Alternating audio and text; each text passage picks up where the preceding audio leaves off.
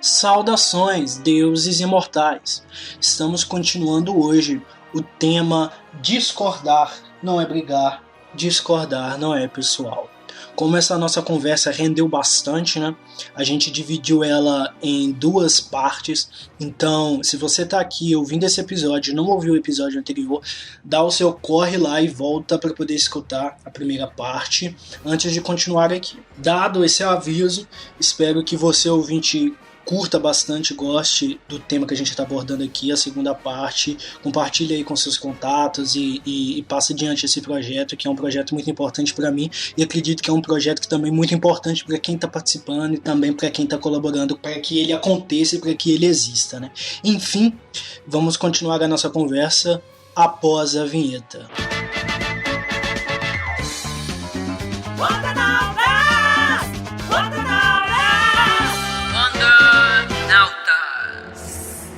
Fazendo essa ligação mesmo dessa questão de estereótipos e de padrões, como a cultura pop pode incentivar o respeito a opiniões e visões diferentes? Eu acho que a cultura pop, ela já incentiva muito isso.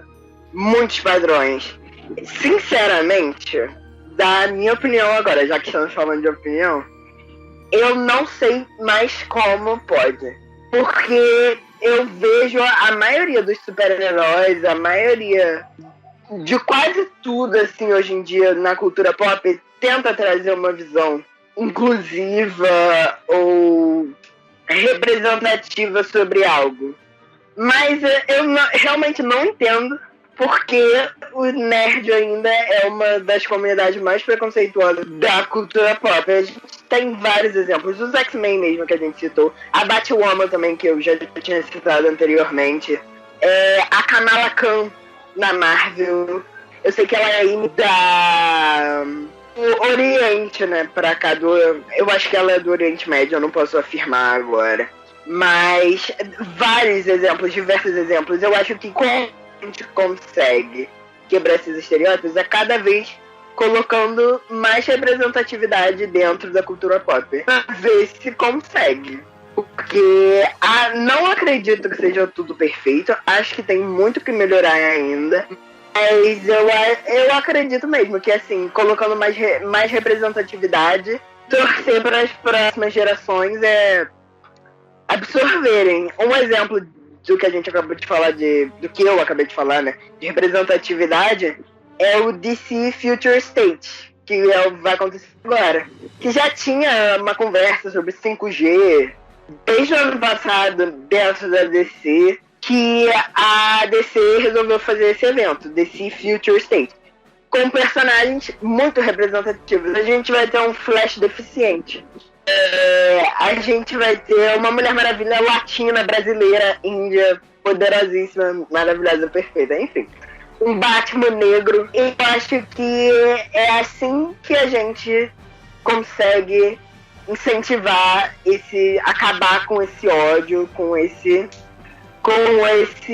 essa desinformação, colocando cada vez mais representatividade e normalizando isso. Acho que é isso. Eu concordo com basicamente tudo que ele falou, só que, tipo, é igual aquele modo que você tinha feito lá do porquê o conceito da Liga da Justiça era um conceito errôneo, digamos assim. E eu concordo tanto com ele quanto com o seu blog, porque os dois estão extremamente certos, já que, assim, eu acho que não faz sentido a DC querer representar a Liga da Justiça como alguém que representa o mundo, né, como uma equipe mundial, sendo que quase todos os heróis, praticamente, da DC, os que mais têm destaque, pelo menos, sempre estão passando os valores da América e o estilo americano de viver. Tipo, como a gente pode dizer que alguém representa um mundo todo, uma equipe, né, no caso, sendo que a gente não tem personagens diferentes. A gente na liga atual, a gente não tem brasileiros, a gente não tem gays, pelo menos não até onde eu sei, a gente não tem muito personagem negro, e, por exemplo, é por isso que eu falo que eu acho que o quarto pilar da DC deveria ser o Cyborg, por exemplo. Eu falo isso com o Nobre Risonho ontem, minha opinião, porque o Cyborg está sendo muito bem explorado, apesar de ele ser um personagem bem mais jovem que o resto, né? Tipo, 50 anos mais jovem. E ele não era um personagem que tinha tanto destaque até os Novos 52, agora que ele está começando a ter. E eu acho isso muito bom, porque a gente aprende, inclusive, que ele não representa só os heróis negros, por exemplo, mas eu aprendi também, dito em uma HQ, que ele representa as pessoas deficientes, por exemplo, que são imperfeitas à vista da sociedade, como paralíticos, cegos, mudos, surdos e etc. E eu acho que isso é algo muito importante de ser passado para os outros. Isso que você falou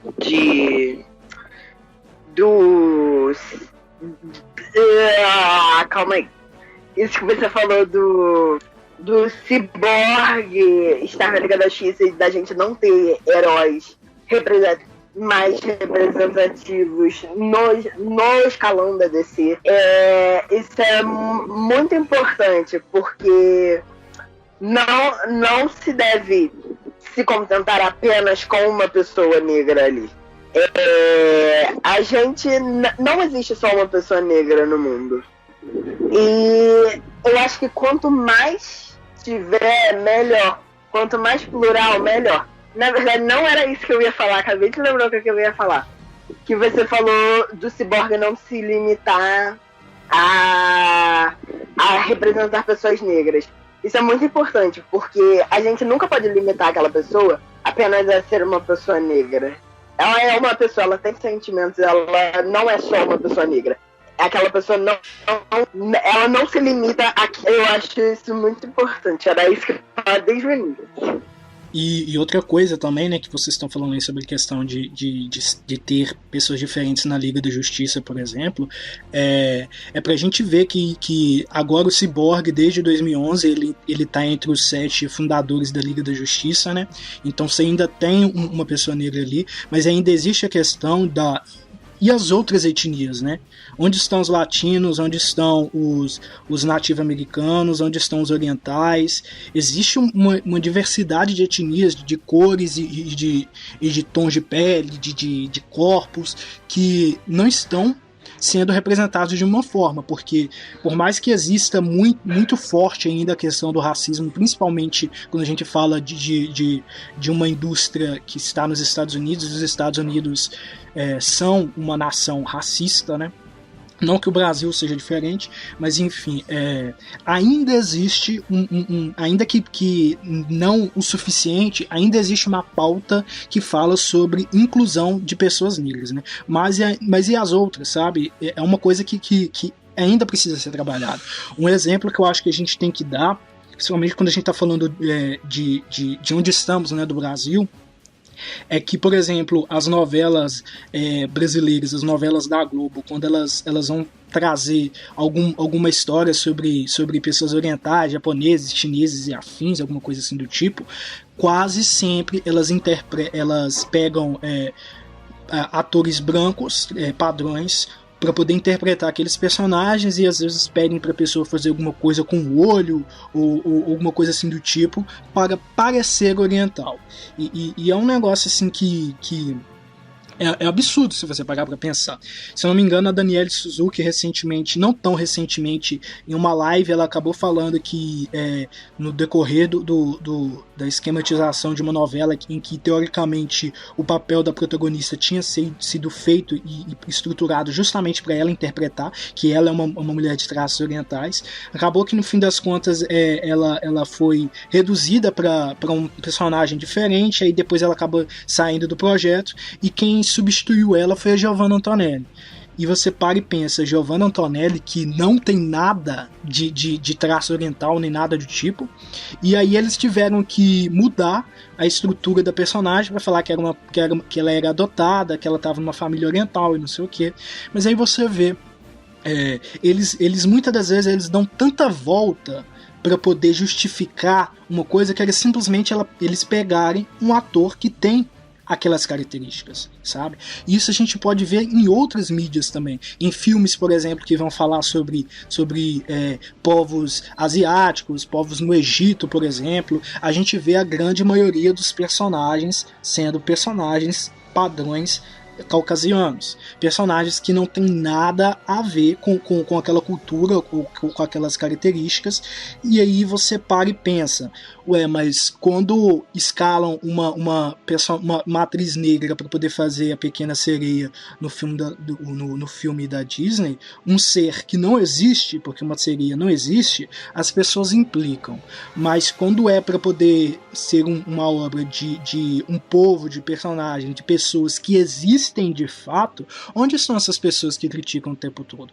Porque assim, é claro, existem pessoas que criticam de fato, eu não vou dizer que não vou ser que o 880 dizer que não aparecem pessoas para criticar nesse momento, mas eu vejo muito mais uma retaliação, uma revolta das pessoas quando se diz a respeito de personagens específicos em que geralmente eles eram antes brancos e são passados para negros ou para outras etnias, do que o contrário. E na grande maioria dessas situações, seja no caso da Pequena Sereia, ou seja no caso da Estelar da série dos Titãs, né, como a personagem da DC Comics, que é uma alienígena, que inclusive nos quadrinhos ela tem a pele laranja e tem fenótipos negros na primeira encarnação dela nos quadrinhos, as pessoas se incomodam. E aí você pensa, por que isso acontece? Né? Por que isso está acontecendo desde tanto tempo? E isso é de fato uma opinião? Que a gente estava falando antes, né, sobre a questão de existir uma opinião que não atinge as pessoas, que não afeta as pessoas, e existir uma opinião que é sobre, na verdade, uma visão de mundo complicada, um pensamento complicado, que exclui as pessoas, que permite ou que colabora para que pessoas sejam violentadas, sejam mortas, né? Então é uma coisa que eu acho que a gente tem que pensar muito. Existe uma diferença, né, entre você dar a sua opinião que não exclui as pessoas e você se manifestar ou colaborar para que certas coisas aconteçam, certas coisas continuem acontecendo, ferindo pessoas e tudo mais. E eu acho que é extremamente importante essa questão da representatividade nas obras e da fidelidade na representação quando são grupos que já estão sendo excluídos, porque quanto mais você representa e você escancara essa verdade desses grupos, sejam os orientais, sejam os negros, sejam mulheres e afins, todos esses grupos, né, que não são devidamente representados, quanto mais você mostra isso, mais as pessoas que querem silenciá-las vão ficar incomodadas, e isso é sinal de que está acontecendo algo bom, porque quando uma pessoa se incomoda com uma representação de personagens negros num filme, por exemplo, por que será que ele está incomodado? Sabe, a grande maioria das vezes, com certeza, vai ser por uma questão de racismo, porque que diferença faz, sabe? Quando é um personagem que não fala sobre uma etnia, que nem, por exemplo, o Nick Fury, né, que foi na Marvel, ele era originalmente branco nos quadrinhos, e aí eles colocaram um ator negro para poder interpretar. Que diferença faz num personagem que ele não tem temas sobre a sua etnia, sobre a sua cor de pele, sobre que isso não muda o personagem, sabe? É diferente quando, por exemplo, se você pegasse um Pantera Negra e colocasse ele como branco, porque o personagem ele é intrínseco, faz parte do personagem a discussão sobre a etnia, sobre essa questão racial e todos esses temas. Então é muito diferente, as pessoas precisam entender isso, é muito diferente você pegar um Pantera Negra e colocá-lo como um branco do que você pegar o Nick Fury, que era branco nos quadrinhos, e colocá-lo como negro. É muito diferente. Principalmente porque, como a gente está falando, a gente pega a Liga da Justiça, por exemplo, tem um personagem negro, sabe? Se você muda esse personagem negro, você está tirando toda a pouca representatividade que aquele grupo já tem. Agora, se você muda um dos personagens brancos, é só mais um, sabe? Ainda tem outros 5, 4 personagens que são brancos e personagens que inclusive não trazem nenhuma discussão racial, porque pessoas brancas não sofrem racismo, né? Não existe racismo reverso, que isso ainda acho que é complicado a gente ver que ainda tem pessoas que acreditam nesse tal do racismo reverso. Mas enfim, eu acho que é isso que as pessoas precisam entender, que existe uma diferença entre você mudar a etnia, mudar a cor de pele, ou mudar até mesmo o gênero, a sexualidade, coisas do tipo assim, de um personagem que não tem como temática isso, e que já é de um grupo majoritário, em que um a mais, um a menos não faz diferença. E é diferente de quando você pega de um grupo que já é pouco explorado, já é pouco debatido, já é pouco apresentado, e transforma ele em outra coisa, sabe? É isso que as pessoas precisam entender, que não é a mesma coisa você mudar um personagem branco para negro do que um personagem negro para branco. E isso a gente pode pegar em todos os outros exemplos, né? A gente está falando aqui principalmente da questão dos personagens negros, porque ainda existem, mesmo que pouco, quando comparado com o padrão, ainda existem personagens negros com certo destaque. A gente pega DC Comics, por exemplo, ainda tem o Cyborg ali dentro da Liga da Justiça. Mas como a gente estava falando, né? Onde estão os personagens orientais? Onde estão os personagens latinos? Onde estão os personagens nativo-americanos, sabe? E existem esses personagens dentro da DC Comics. Existem personagens como a Aurora Manito, por exemplo, e o Corvo Manito, que são personagens indígenas nativo-americanos, e que eles trazem uma abordagem muito interessante, sabe? São personagens que são secundários. Hoje em dia a grande maioria das pessoas sequer sabe que esses personagens existem, e hoje em dia, quando a gente está falando principalmente sobre a questão de respeito, de igualdade, a questão da devastação ambiental, né? A gente também tem que lembrar que existia a questão da devastação humana quando os europeus vieram colonizar, né, as Américas, e personagens nativo-americanos são muito importantes para a gente refletir sobre esse tipo de coisa, né? Quando a gente pensa, por exemplo, se a gente fala assim, qual que é a essência brasileira? Quem é o verdadeiro brasileiro? Se você pensar de fato, talvez você chegue à conclusão de que o verdadeiro brasileiro são os indígenas, sabe? Os indígenas que sempre estiveram aqui e que nós estamos aqui de inquilino, sabe? Porque, no fim das contas, o Brasil ele não foi descoberto, né? Como alguns estudiosos tentam nos impor. O Brasil não foi descoberto, o Brasil sempre esteve ali. Alguém achou e quis tomá-lo para si, sabe? Então, são tantas coisas, tantos assuntos que essas pessoas diferentes, que esses grupos diferentes podem nos dizer, você, né? Falou dessa e se a gente questão ficar rendendo, a gente fica até o outro dia. Porque o contrário não é a mesma coisa. A gente viu muito o impacto dessa representatividade agora, infelizmente, com o falecimento do Chadwick Boseman, o ator que fazia o Pantera Negra. A quantidade de crianças negras, meninos negros, na maior parte, ficaram devastados. O herói deles morreu. Tipo, antes do Pantera Negra não tinha um herói. Antes do Pantera Negra nos filmes, né?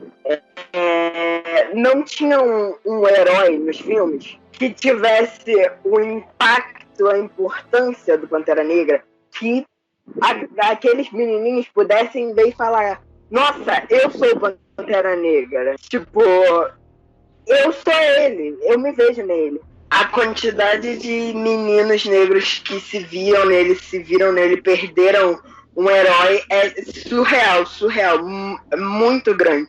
E aí você citando a Ariel, quantas meninas não vão se ver na Ariel? Vão projetar, eu sou a Ariel. No caso, não eu, mas você entender. Se ver na Ariel, ter uma princesa que parece com elas. E essas mudanças são sempre necessárias, são sempre positivas, sempre incluem mais pessoas e tem que acontecer cada vez mais. Aí eu me pergunto, como você tinha dito, pessoas negras ainda existem, personagens negros pelo menos existem. São mínimos, sim, mas pelo menos existem. E os asiáticos, latinos, entre outros. É muito surreal, essa representatividade é muito necessária, faz muita falta, precisa acontecer. Eu tinha falado, novamente mencionando o Hector aqui, né? Eu tinha falado com ele que, tipo, eu fiquei bastante feliz com esse Future State, Só que eu acho que a DC tá fazendo meio que a obrigação dela, justamente por causa disso que a gente tinha dito da Liga representar o mundo. Tipo, já quase não existem personagens negros nas HQs, principalmente a DC. As únicas que realmente tiveram mais ou menos um destaque era a Fogo e a Wara. E tipo, se a gente pega isso e soma o fato de que a mitologia brasileira é a única que eu acho que nunca foi nem mencionada nas HQs, eu acho que já estava mais que na hora da DC tomar consciência de que os brasileiros existem também, né? Até porque, até onde eu sei, depois dos Estados Unidos, o Brasil é o maior consumidor das HQs da DC. Pelo menos eu acredito que seja. Aí você pega o fato de que não tem quase nenhum brasileiro, e muito menos com destaque nas HQs, eu acho que essa jogada do Future State é meio que a obrigação que a DC já devia ter feito há muitos anos. Porque, tipo, não tem Superman brasileiro, por exemplo, tá na hora de tomar Diana, pelo menos. E outra coisa é isso que vocês falaram da etnia. Por exemplo, eu lembro na época que saiu que o Henry Cavill, eu acho que a gente tinha parado de fazer o filme de Superman, e aí quiseram colocar o Michael B. Jordan, que é um ator negro. Eu não lembro 100% dos comentários e tal, mas se eu não me engano teve bastante crítica, porque o povo não queria outro ator que não fosse o Henry Cavill, principalmente o ator negro para representar o Superman. Sendo que, tipo, o que importa no Superman não é a cor dele, é a essência. Por exemplo, o CJBR, ele já disse em vídeo de Homem-Aranha do Play 4 que se a gente para pensar, foi bom o filme do Demolidor ter pego aquele ator americano negro, que eu esqueci o nome, porque tipo, ele fez muito bem o papel de Rei do Crime. Já que quando a gente pensa no Rei do Crime, a gente pensa em um cara mau, que é careca, grande e forte. Tipo, não importa se ele é verde, é azul, é amarelo, não importa. O que importa é que a gente manter a essência do personagem. Só que se for algum personagem que é muito diferente, ou que tem alguma ideologia racial, como é o caso do Cyborg, da Tempestade, e até do próprio Mutano, aí realmente não dá pra gente querer pegar de outra cor. Por isso que o Mutano foi tão criticado na série dos Titãs. Afinal, ele tem toda uma história de superação por trás daquela pele verde e tal. Pois é, e fazendo uma contextualização para o ouvinte que não sabe do que se trata, o Future State aqui que a gente está citando, né? Na verdade é um evento que vai acontecer na DC Comics de janeiro a fevereiro do ano que vem, que foi anunciado que falará sobre um recorte temporal futuro no qual muitos heróis antigos estarão em outras atividades e heróis novos estarão assumindo esse manto, né? E entre esses personagens novos que foram anunciados está a Yara Flor, que é, até onde sabemos, uma mulher brasileira ligada à floresta amazônica e muito provavelmente uma integrante ou ligada de alguma forma à tribo de Amazonas brasileiras, anunciado nos quadrinhos no canon, e ela vai assumir essa posição de Mulher Maravilha. E seguindo para a nossa próxima pergunta, em sua opinião, o que leva a comunidade consumidora de quadrinhos a ser tão resistente com pontos de vistas alheios? Eu acho que é o seguinte, depende muito da situação, né, e do que a gente está falando. Por exemplo, quando eu disse lá no blog da Sofia que o Batman representa a violência, é com base no que eu vejo nas HQs constantes. Só que eu acho que é muito porque às vezes a pessoa ela tem um apego emocional dependente do personagem, ou que ela não interpreta direito algumas coisas e por isso ela tem dificuldade em aceitar quando outras pessoas querem provar outra coisa para ela. Por exemplo, pega as batalhas que a gente faz na Namin. Por exemplo, eu fiz aquela lista de quem vencia Thanos, e tipo, veio gente querendo falar que mas a auge do Thanos não é Joia do Infinito, não é nada. Gente, não faz sentido, porque se a gente tá pegando personagens para fazer uma comparação, a gente obviamente não vai colocar nem todo mundo em poder total, né? Tipo, quem é a mesma coisa que eu falo. Aí vieram com, mas ele tem anti-hacks, ele tem o quê? Não sei o quê. E tipo, às vezes as pessoas elas confundem muito as coisas. Por exemplo, eu vi uma discussão no Comic Vine que falava do AHL, que é o Deus dos Heróis, versus o Superman Cosmic Armor. E muita gente estava falando que ele vencia, coisa que eu também acredito.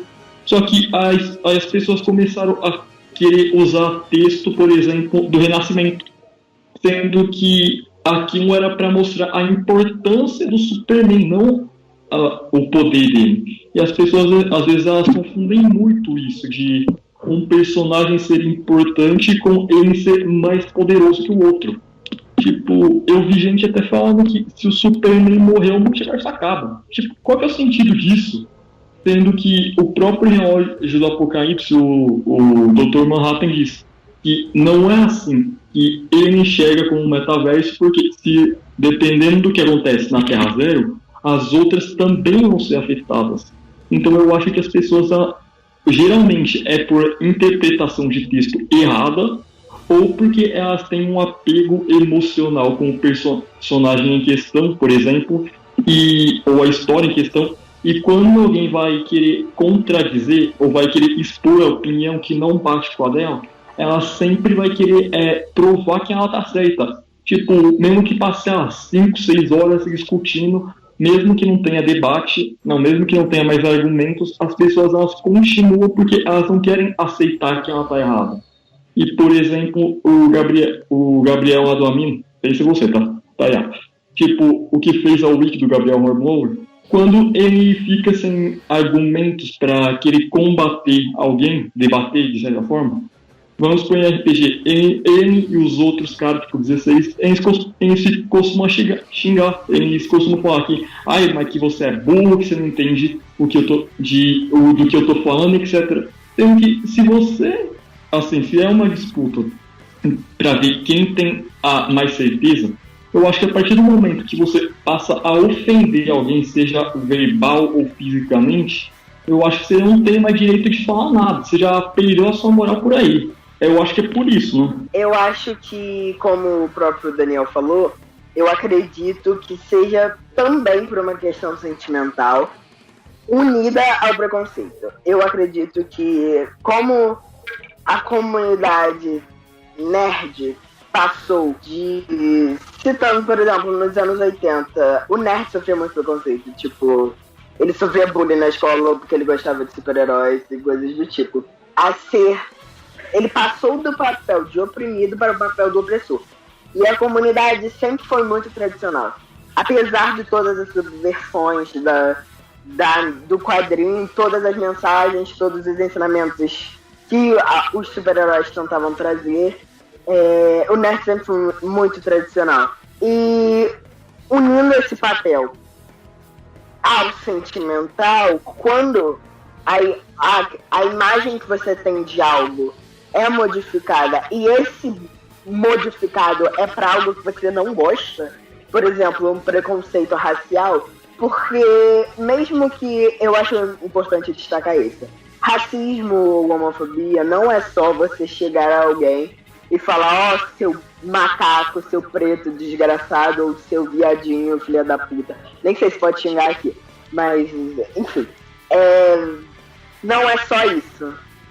É construído socialmente, é uma estrutura. Vai desde você atravessar a rua ou sentir medo quando você vê um homem negro andando do seu lado na rua, ou você, tipo, dizer, mas se fosse meu filho, ninguém quer que seu filho seja gay, né? Vai desde isso ao extremo que é agredir alguém na rua fisicamente. E eu acredito que a maior parte da comunidade nerd acaba sendo mais tradicional e tendo esse preconceito da sociedade que todo mundo tem. Não adianta você falar que não, bater o pé. Sempre tem alguma coisa para melhorar, sempre tem alguma coisa para ser desconstruída. Citando novamente Lady Gaga, ela disse em um discurso que a sociedade foi plantada, as sementes da sociedade são raízes podres. Nós somos os frutos de uma árvore com raízes podres. E o que a gente tem que fazer é plantar novas sementes. Plantar novas sementes com raízes boas, com coisas boas, coisas que incluam mais pessoas e tentar sempre melhorar. E eu não vejo esse tentar melhorar da maior parte da comunidade nerd. E é por isso que eu acredito que o nerd não seja resistente a esse tipo de coisa. Pois quando aquilo que ele gosta, de repente, começa a bater de frente com os ideais dele, questionar os ideais dele, ele parte pro ataque, parte pra agressão, parte pro oh meu Deus, estragaram a minha infância. Eu acho que é isso. Estamos sempre no processo de desconstrução, né? Eu acho que é realmente importante a gente lembrar disso. Ninguém é perfeito, ninguém atingiu um status de olha, sou exemplar, me sigam, me invejem. Mas enfim, partir para a nossa pergunta final. Os quadrinhos são capazes de ensinar sobre respeito e tolerância? Olha, na minha opinião, sim. Tipo, porque assim, a gente pega de novo o exemplo dos X-Men, por exemplo. Assim, a gente pode levar aqui um tanto quanto um modelo de racismo, né? Por causa do que eles já passaram com um monte, inclusive a Reverend Striker, se não me engano, lá em Deus ama, o homem mata. E tipo, eu acho que a gente pode aprender sim com respeito, desde que a gente não fique querendo que passe só muita coisa do que a gente gosta. Por exemplo, eu aprendo com X-Men que a gente não deve desrespeitar ou odiar alguém só porque a pessoa é diferente da gente. Por exemplo, deixa eu ver um exemplo bom aqui. O Noturno. Ele é um mutante demônio. E por isso, inclusive, o Reverend Striker ataca mais ele do que os outros. Tipo, tem uma frase, uma cena que ele diz explicitamente: vocês acham que aquilo é humano? E ele aponta diretamente pro Noturno. Tipo, o que eu fiz? Eles julgam muito os mutantes apenas porque eles são diferentes, porque eles têm um gene diferente. E a gente pode levar isso para a vida também. O Cyborg, por exemplo, do que eu falei de pessoas defeituosas, entre aspas, né? Eu acho que é bem importante a gente aprender a respeitar pessoas que têm um gênero diferente, que têm uma doença diferente, uma ideologia diferente, que gosta de outra coisa. A gente não deve ficar criando conflito só porque a gente acha que todo mundo tem que gostar de uma coisa. Por exemplo, se eu gosto de Superman, todo mundo tem que gostar do Superman. Eu acho que não é assim que a coisa funciona. A gente não deve querer forçar ninguém a acreditar, a aceitar o que a gente gosta. Tipo, sim, nós temos que aceitar opiniões. Opinião é obrigado a respeitar. Só que a gente não necessariamente precisa concordar, mas respeitar é necessário. E eu acho que as HQs elas podem sim ajudar a mostrar isso, a ensinar mais sobre respeito. Acho que não só as HQs, como todas as mídias, todos os filmes, séries, músicas, conteúdos, qualquer conteúdo que você consuma, sim, ele pode te ensinar alguma coisa. Sim, as mídias, sejam HQs, livros, filmes, séries, músicas, enfim. Sim, podem ensinar, podem quebrar esse tipo de preconceito, podem ajudar a melhor. Como vejo muitos tentando. O que eu acho que precisa mudar é, como já citamos anteriormente, as pessoas estarem abertas a essa mensagem, absorverem essa mensagem. sim. Acredito que as HQs tenham um papel fundamental de cada vez mais tentar incluir mais pessoas, tentar estar abertas ao diálogo, mostrar isso. Mostrar que não é tudo sobre você. E as outras pessoas também precisam ser ouvidas, opiniões precisam ser ouvidas, debates. Acho que sim. Sim. Pois é, né? E retomando ao título do nosso tema, né? Discordar não é brigar e discordar não é pessoal. Eu acho que é muito bom quando a gente pondera e considera também do que a gente do que eu falei um pouquinho antes sobre a questão de que ninguém é 100% desconstruído, ninguém é perfeito, né?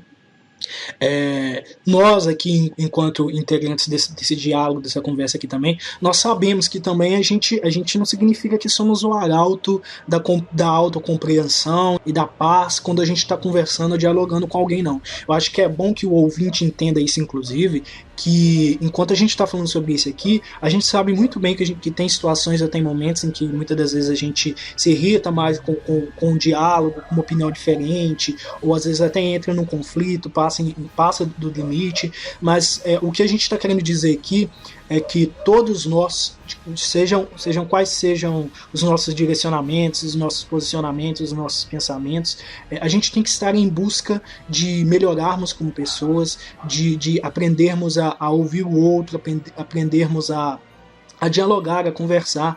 A gente tem que sempre estar aprendendo tanta coisa, né? Ninguém é perfeito, e quem se diz perfeito é justamente a pessoa mais errada possível, porque quando você se fecha no seu pensamento e acha que você está sempre certo, sempre correto, sempre adequado, significa justamente que você não quer ouvir o outro, não quer aprender mais, e você fica para trás. Você não aprende, você não evolui, porque o mundo vai para frente, as pessoas vão para frente, a sociedade vai para frente, tudo avança, e se a gente fica para trás, meu filho, não tem argumento que te salve, não tem o que te tire desse paradigma que te prende, sabe? Que te fixa no momento passado, que não te deixa evoluir. Então é isso, eu acho que é importante a gente falar sobre todas essas questões, sobre respeito à opinião do outro, sobre estarmos constantemente tentando aprender a ouvir o outro, estarmos aprendendo cada dia que passa, a termos diálogos saudáveis, a divergirmos da opinião do outro sem brigar, sem levar para o pessoal.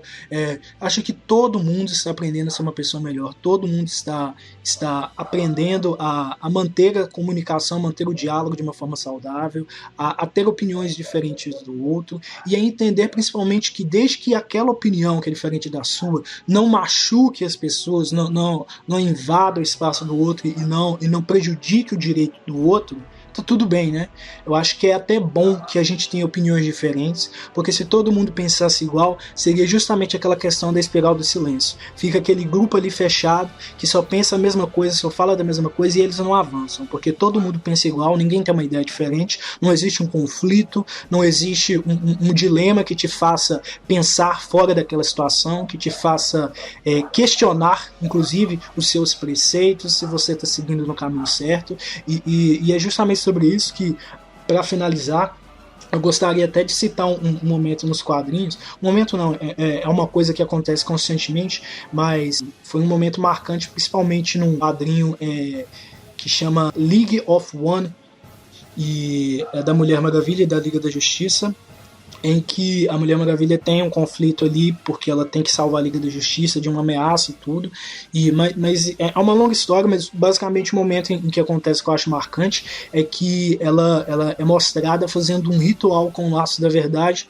para ela se questionar se ela está no caminho certo, se ela está sendo verdadeira, se ela não está se perdendo, se ela não está indo para o caminho da violência, se ela não está deixando de lado essa missão, enfim, se ela não está se desviando do seu caminho, né? E eu acho isso tão interessante, porque mostra como é a personagem e mostra como nós deveríamos ser, sabe? Quando a gente fala sobre estarmos sendo verdadeiros, estarmos defendendo a justiça e a verdade, a gente não pode somente pensar que estamos perfeitos, que que somos salvadores, sabe? Que somos exemplares, e achar que não erramos, achar que não existe a possibilidade da gente se equivocar em algum momento, sabe? Eu acho que é necessário por mais altruísta, por mais bondoso, gentil, por mais elogios que você receba das pessoas, por mais que você seja uma boa pessoa, por mais que você tente ser uma boa pessoa, eu acho que é extremamente necessário que cada dia da nossa vida a gente levante e reavalie as nossas ações, os nossos pensamentos, que a gente avalie se estamos mesmo seguindo o que a gente diz que a gente segue, se estamos sendo verdadeiros, se estamos sendo justos, gentis com o outro, né? Eu acho que é importante essa autoavaliação o tempo todo e em qualquer situação, sabe? Não somente nesse parâmetro da conversa, do diálogo, mas muitas das vezes sobre a nossa própria essência mesmo. E enfim, né, depois dessa longa finalização, eu gostaria de agradecer a vocês, convidados. Eu queria finalizar com uma coisa que eu acho que é o tema principal do episódio de hoje, né, para os ouvintes. Eu queria reforçar a diferença entre opinião, fato e crime. A opinião, sempre é bom você expressar, dar sua opinião de maneira respeitosa sempre. Fato é aquilo que é verdade, que não dá precedentes para outras interpretações. Se aquilo é aquilo. Como eu tinha citado anteriormente, a Terra é redonda, a Terra é pessoas dedicaram as vidas delas estudando, dizendo que a Terra é redonda. Então, isso é um fato, é um precedente. Não abre precedente para discussão, para opiniões. E eu acho muito importante dizer que a opinião deixa de ser opinião quando ela passa a agredir alguém. Ou seja, preconceito não é opinião, é crime. Racismo no Brasil é crime. Homofobia no Brasil é crime. Não só homofobia, LGBTQ-fobia no Brasil é crime. É equiparado a crime de racismo. Então, isso não é opinião. Isso é crime. Preconceito não é opinião. Sempre batendo nessa tecla, querendo reforçar isso. Se você tem um preconceito, isso não é a sua opinião. Não use isso para justificar dizendo que é a sua opinião. Não, você é só um preconceituoso mesmo. Acho que é isso. Só queria dizer isso antes da gente acabar. Então eu queria agradecer pelo convite novamente. Sempre bom. Adoro debater sobre essas coisas. Eu tinha até falado com o Michael antes que eu não sabia se queria participar desse tema. Por não ser algo que eu fale, tenha tanta propriedade para falar assim, que eu trate. Mas aí depois eu percebi que é sempre bom a gente sair da nossa zona de conforto e aprender. Então essa conversa não foi até um aprendizado para mim mesma. Foi muito bom participar, muito obrigada. Dei muito stream cromática. Deem stream aqui também, ouçam, compartilhem, deixem a opinião de vocês respeitosamente aí também, para abrir o diálogo que, como a gente concluiu aqui, é sempre bom estar aberto ao diálogo, sempre bom debater sobre. Muito obrigado, pode me chamar mais vezes que eu venho. É isso, muito obrigado. Eu queria agradecer ao Raul, né, por essa oportunidade de estar aqui falando com vocês. Eu vejo que ambos, né, tanto o Raul quanto o Gabriel, sabem muito. E foi um debate bom, né, entre aspas. Foi uma conversa boa. Eu sou um jovem de poucas palavras, brincadeira. É o seguinte, eu queria agradecer ao Raul, ao Gabriel, ao Hector, que está sempre falando comigo sobre esse tipo de assuntos também, ao meu aprendiz e principalmente ao meu amigo Tim, né? Que são sempre pessoas que estão geralmente ali comigo, sempre discutindo sobre esses assuntos de opinião, debate, essas coisas. Essa conversa foi muito também um aprendizado também para mim, né? Porque eu realmente certas coisas ali eu não sabia, eu não tinha nem ideia de que existiam, né? E, bom, é isso. Tomara que o Raul me chame mais vezes, ou eu vou mandar uns boletinhos aí pra gente. Brincadeiras à parte. É isso, agradeço.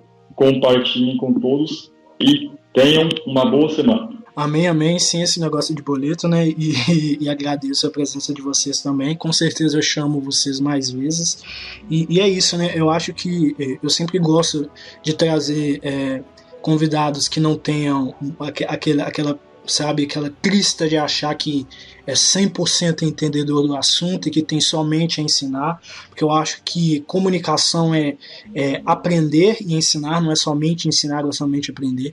Eu acho que, inclusive mesmo em uma relação entre aluno e professor, os maiores professores que eu já conheci, os mais marcantes na minha vida, sempre falam que eles também aprendem com seus alunos, né? Então eu acho que é fundamental a gente, principalmente quando o tema é sobre conversa, né? Sobre opinião, sobre respeitar o outro, eu acho que é importante a gente lembrar que todos nós estamos aprendendo constantemente, e é justamente quando a gente está aberto ao aprendizado, aberto a ouvir, a ensinar, aberto a tudo, sabe? É que a conversa funciona de verdade. E aí, finalizando, eu gostaria de recomendar para os ouvintes que me sigam no Instagram, @maiconsenju, ou no Twitter, @epifanio_maicon, onde podem ver um pouco mais da minha vida pessoal e dos meus outros trabalhos fora o podcast. E também me sigam, caso gostem da comunidade da DC Comics no Amino lá. Eu sou o líder principal. E é isso. Agora a gente vai indo para o nosso momento recomendação. O momento recomendação de hoje é destinado para o quadrinho Asa Noturna Caçadora Cosa Nostra, escrito pela roteirista Devin Grayson e com a arte de Greg Land e Bill, algum sobrenome super complicado de pronunciar que eu não vou me arriscar aqui, do ano de 1998. Essa história conta o fato de que Frank Black, um importador da máfia de Gotham, é o principal suspeito de um homicídio. Diante do caso, no entanto, 2 vigilantes da cidade, apesar de posicionamentos distintos, passam a agir para encontrar a verdade. De um lado temos caçadora Helena Bertinelli, disposta a pagar qual preço for para que Frank seja preso. Do outro, Asa Noturna, Dick Grayson, um homem que busca sempre fazer o mais justo possível para que um mafioso pague apenas pelos crimes que cometeu. Atuando juntos, os dois deverão superar suas diferenças para encontrar as respostas por trás do crime e quebrar, de uma vez por todas, a organização criminosa ligada a Black. A questão é, Caçadora e Asa Noturna poderão superar suas diferenças e resolver o caso? Eu acredito que essa é uma história que tem totalmente a ver com o que a gente está discutindo aqui nesses 2 últimos episódios.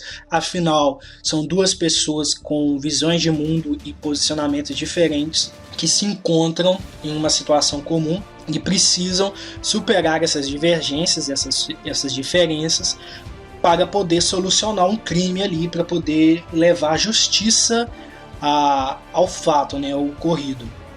E ambos são heróis, só que eles são muito diferentes entre si. E é como a gente esteve falando nessa conversa, né? Todas as pessoas têm diferenças umas para as outras, e cada um tem suas experiências e suas vivências. E é interessante a gente ver que não é porque eles discordam um do outro que eles precisam fazer disso um conflito, sendo que existe algo mais importante para ser feito, né? Eu acho que é uma história que vale muito a pena, que tem temas que são atuais e que vale a pena essa leitura. Então é isso, espero que tenham gostado do programa de hoje e que a glória de Gaia esteja com vocês.